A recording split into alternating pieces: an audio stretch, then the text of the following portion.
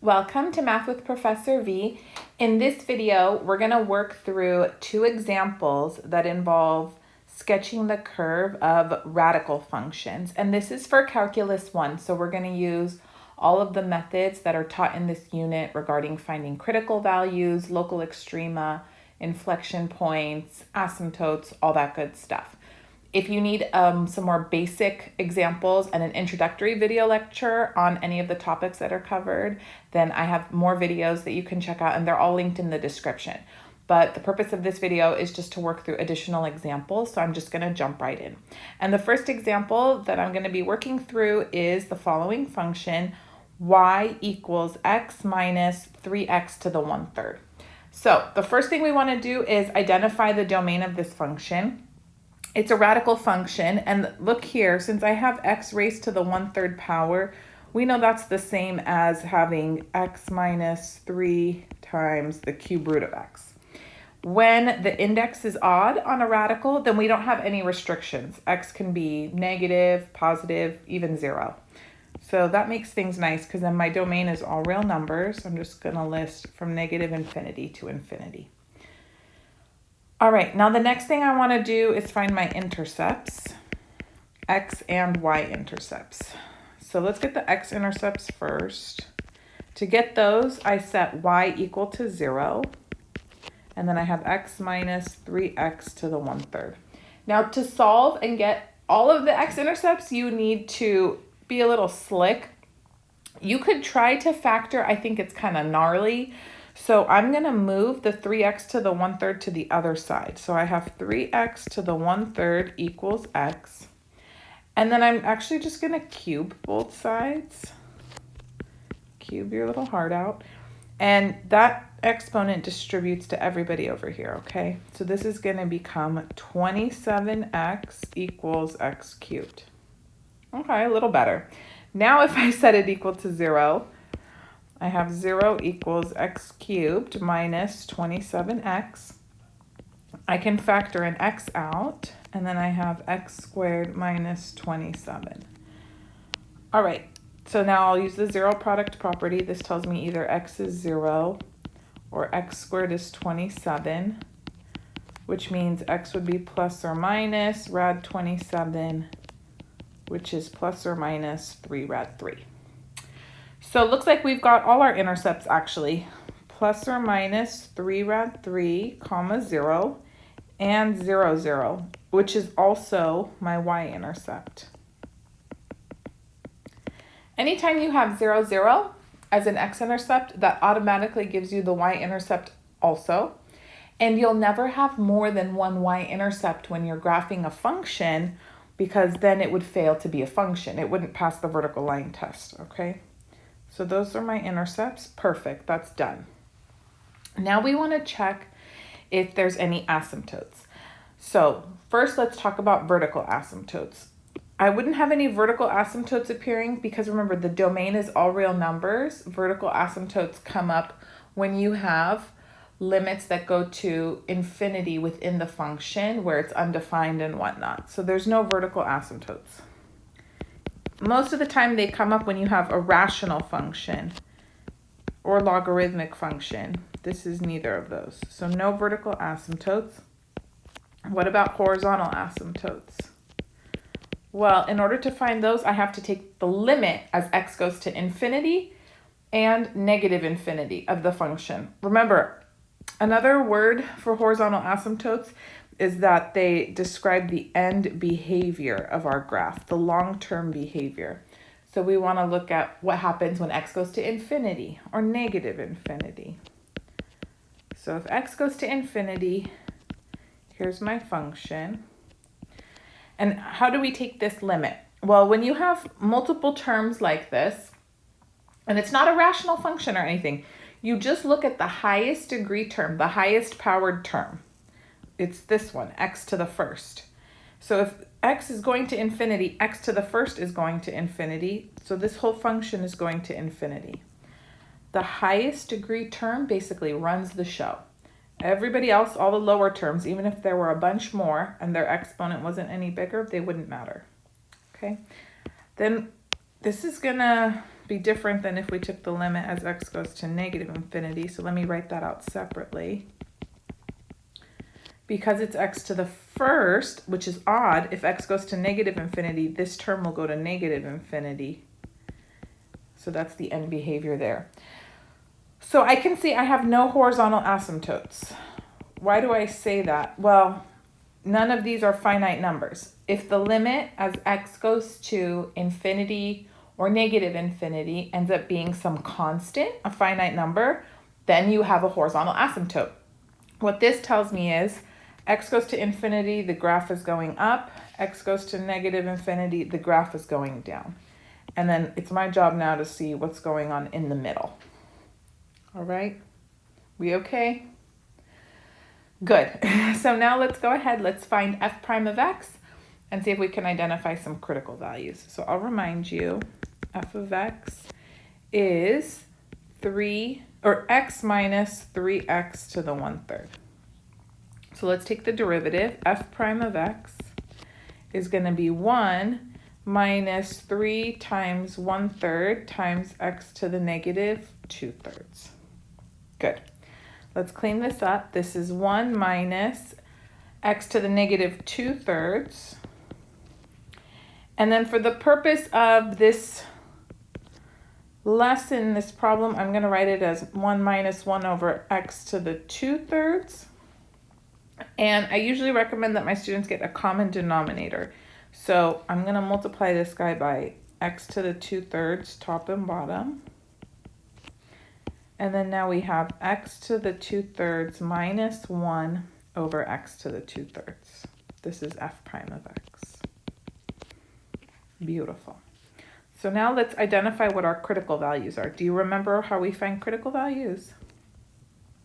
They come from two places. Okay, critical values come from where? Either f prime of x equals 0 or f prime of x does not exist. If f prime of x equals 0, that means the numerator is 0. So that implies that x to the 2/3 minus 1 is 0. Now to solve this, let's move 1 to the other side. So this is x to the 2/3 equals 1. And then in order to isolate x, I need to raise both sides to the 3/2 power. 3/2 power. Now where did I get that? That's basically from raising both sides to the reciprocal of what exponent is on x already. That way it all cancels out. So now I have x equals 1 to the 3/2. Be careful. This means take the square root of 1 and cube it. Or you could go the other way. You could say cube 1 and then take the square root. But either way, when you take the square root of something on both sides of an equation, we have the square root property. So square root of 1 is plus or minus 1. Cubed, 1 cubed is 1, negative 1 cubed is negative 1. So you should get that x equals plus or minus 1, not just 1. I don't know, that feels like a dangerous moment that a lot of students might mess up on. So I'll repeat myself again. 1 to the 3/2, if you want to write it out, it's square root of 1 cubed. But in this case, since we're taking the square root of both sides of an equation, I have to put plus or minus, and that's why we get plus or minus 1. Whew, okay, a little dangerous. And then the other place we get critical values is where f prime of x does not exist. That happens when the denominator is 0. That's when the derivative wouldn't exist. So then that implies that x to the 2/3 is 0. This one's not so dangerous. If you raise both sides to the 3/2 power, there is no such thing as plus or minus 0. It's all just the same 0, so x is 0. So one thing we want to make sure before we report our critical values is that they're in the domain of the function. And for us, this problem wasn't too bad because the domain was all real numbers. So I know these are all going to be critical values. Okay, very good. Now the next thing I want to check is, are any of these critical values local extrema? Are they local mins or maxes? So let's go ahead, use the first derivative test. I'm going to make a number line and label it f prime of x and put all my critical values on there. -1, 0, and 1.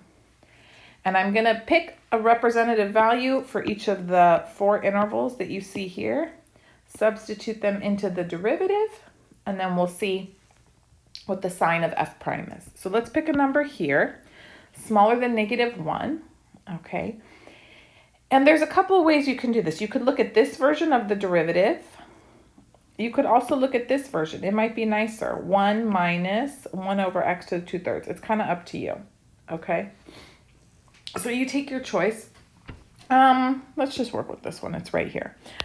So notice if I'm raising something to the 2/3 power, I want to pick something that has a nice cube root. Do you see what I'm saying? So smaller than -1, who has a nice cube root? You know who does? -8. So I'm going to think of -8 this whole time. So -8, you take the cube root, it's -2. Then you square it, now it's 4. 4 minus 1, that's a positive number. So I know the numerator's positive. Divided by, and then over here again, -8, cube root is -2, squared is +4. So positive divided by positive, that means f prime is positive, and my function f of x is increasing there. Okay, pick something between -1 and 0 that has a nice cube root. You know who does? -1/8. Sure does. Okay, so -1/8, cube root is going to be -1/2, squared is 1/4. 1/4 minus 1, that's negative in the numerator, divided by -1/8. Well, if you take the cube root and square something, the denominator is always going to be positive. So we have a negative divided by a positive, that's negative. That means f of x is decreasing on that interval. Good. Pick something between 0 and 1 that also has a nice cube root.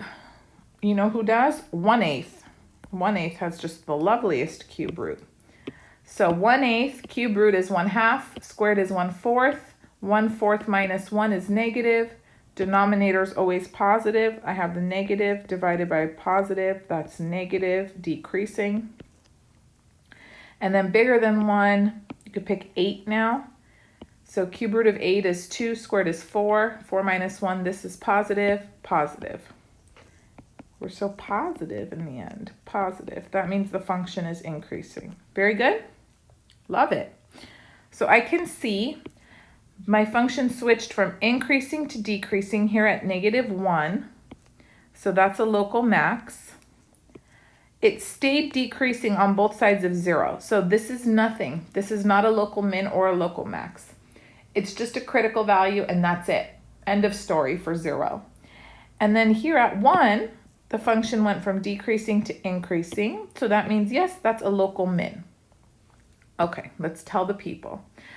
So we have a local max at x equals -1. And then I have a local min at x equals 1. And usually I would say it's a good idea. Get the y values now. So remember our function y, or f of x, was x minus 3x to the 1/3. So I'm going to plug in the critical values, which ended up being mins and maxes, into the function. So I'm ready to graph at the end. So f of -1 is -1 minus 3 times -1 to the 1/3. That's going to stay -1 times -3. That's +3 minus 1. This is 2. And then f of 1, that's 1 minus 3 times 1 to the 1/3. That's -2. Okay, so now I have my local mins and maxes ready to go for when it's graphing time. You're always going to plug in those values to the original function, because if you're graphing a min or a max, that's on f of x, not on the derivative. So plug them into the OG function. And then let's tell everybody where the function is increasing and where it's decreasing. So it's increasing from -infinity to -1, union 1 to infinity. And it's decreasing, be careful, from -1 to 0, union 0 to 1. So I had to skip over 0 because remember at that point, f prime did not exist. So the function is not differentiable there. The derivative does not exist, and you can't say that the function is increasing or decreasing there. Okay? Good. Now, let's move on to our second derivative so we can determine the concavity of the graph. So if you look here, I have to take another derivative. Make life nice on yourself. I'm not going to choose this version of f prime to differentiate again because, oh my God, I'd have to use the quotient rule. No, thank you. You see here, look at this very friendly version of f prime of x before we got the common denominator. Grab him. Yes, we're going to take the derivative of u again because it's so much more friendly. So f double prime of x is equal to, derivative of 1 is 0. Then I'm going to keep that negative, negative 2/3 x to the negative 5/3. Yes? Very good. So this ends up being positive 2/3 x to the negative 5/3, which I could rewrite as 2 over 3x to the 5/3. Okay, so now I want to see where I have some possible inflection points. So it's similar to finding critical values, it's just now we're working with the second derivative. So these come from two places, where f double prime of x equals 0 and where f double prime of x does not exist. F double prime of x equals 0 happens when the numerator is 0. But can 2 ever equal 0? No. So this is not going to yield me any options. F double prime doesn't exist when the denominator is 0. So that implies 3x to the 5/3 is 0, and that would only happen if x is 0. Okay, so now I want to see, is 0 an inflection point after all? Or is it just a possible one? How do I test? I make a number line, f double prime, and I list 0 on it. And then now I'm going to test into my second derivative. Oh, just pick negative 1 and 1. Make life nice. Negative 1 cube root raised to the 5th. Since these are both odd, it's going to stay negative. And then the numerator is just a positive number. So negative, concave down. And then if I put positive 1, everything's positive. Positive, concave up.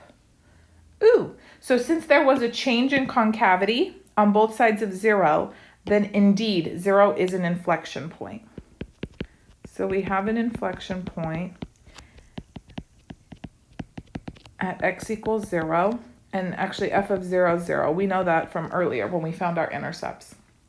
And then I can say the graph is concave down from negative infinity to 0, and it's concave up from 0 to infinity. Okay? Good. So we have everything that we need to draw the graph now. Okay? If you forgot some of the info from earlier, I'm just going to maybe jot it down right here. What's relevant? We had local max, f of negative 1, which is 2, local min, f of 1, which was negative 2, and then x-intercepts plus or minus 3 rad 3, 0, as well as 0, 0, which is an inflection point and an x-intercept. Okay? So let's start graphing. Now, if you're in my class, you don't get a calculator on the test, so we're not stressing about the 3 rad 3. You're just going to label it wherever, and I'm not going to be stressed about scaling because I know you don't have a calculator, so it's all good. I just want this straight, and it's driving me nuts. There we go. All right, so here we go. Start by just putting all the points that you found in the first few steps on your graph. So f of 1, f of negative 1. Okay, those are going to go up to 2, down to negative 2. So f of negative 1 is 2. There's my local max. F of 1 is negative 2. There's my local min. I also have intercept and inflection point at 0, 0. Now, 3 rad 3 You could figure out what it is as a decimal if your teacher allows you a calculator, okay? 3 times, let me do it right here really quick in case anyone's dying to know. It's like 5.2. If you're in my class and you don't know, it should be obvious it's bigger. 3 rad 3 is bigger than 1. So you just go, hi, Professor V. This is 3 rad 3 because I said so, and I will love it. And then this, you're going to say this is negative 3 rad 3. And those are just x-intercepts. That's all they are. So y is 0 right there. Good? Okay, then my advice, when I was doing this in class yesterday, I said, come to your maxes and mins. So over here, this is a min, right? Right here, what's the concavity of the graph? Look up above. It's concave up. Can you please draw me something that looks concave up where that's a minimum? You're like, oh yeah, I got this. I got this. Concave up. That's the min, so don't go any lower. Concave up. Okay. What happens after 3 rad 3? Well, actually, the graph goes up forever. Remember, we found out in the original part of the problem, we took the limit as x went to infinity of f of x, and it was positive infinity. So just slap an arrow on there and call it a day, okay? Now, right here, 0 is an inflection point. So that means the graph was concave up all up to this point, and then now it's going to switch and be concave down. Can you draw me something concave down where that's the max? Yeah, it shouldn't be too bad. That's the max. Turn back around. You know, that's too sharp. I don't like it. It's looking like absolute value, and that makes me upset. Let's make it more smooth. And then this is going to come down forever. Let's put an arrow. Remember, in the very beginning, we found that the limit as x went to negative infinity of f of x was negative infinity. So it goes down forever. And that's good. I'd give you 100% and a big smile and a happy face and all that stuff on your test if you did it like this. That's just fabulous. Okay. I know I said I was going to do 2 examples, but I have to get going to hot yoga. So I'm going to cut it here and I'll do more later if you guys would like to see more examples. Okay. So comment down below if you'd like more curve sketching with these kind of radical functions where you have, you know, rational number exponents. It can be kind of funky, but it wasn't bad. These numbers turned out nicely. So I hope you enjoyed the video. Give it a thumbs up. Subscribe if you're new and you haven't subscribed already. And like I said, I have video lectures on every topic in Calc 1, 2, 3, even pre-calc and trig if you need to review. So check out the rest of my videos, and please also follow me on Instagram, TikTok, Twitter, Math with Professor V. I love you all. I'll be back sooner than later.